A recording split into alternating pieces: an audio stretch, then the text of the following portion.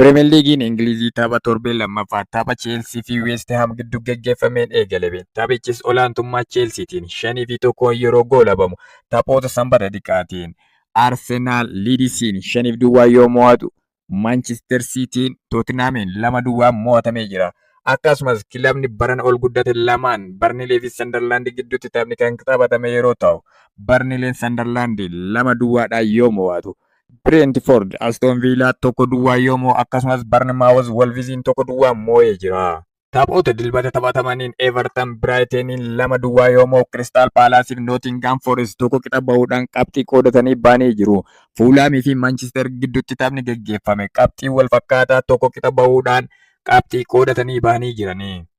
Taphni torbee lammaffaa xumuramuuf tapha Newcastle fi Liverpool waliin taphata. Wixata galgala kan taphatamu yeroo ta'u, taphni kun xumura torbee kana kan ta'u ta'a.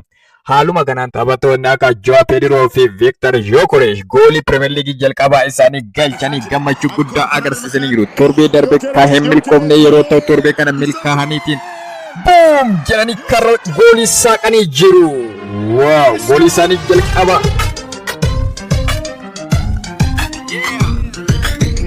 Those of you that want to know what we're all about, it's like this, y'all.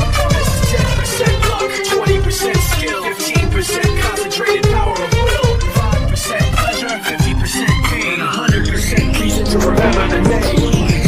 He doesn't need his name up in lights, he just wants to be heard, whether it's the beat of the mic. He feels so unlike everybody else, alone in spite of the fact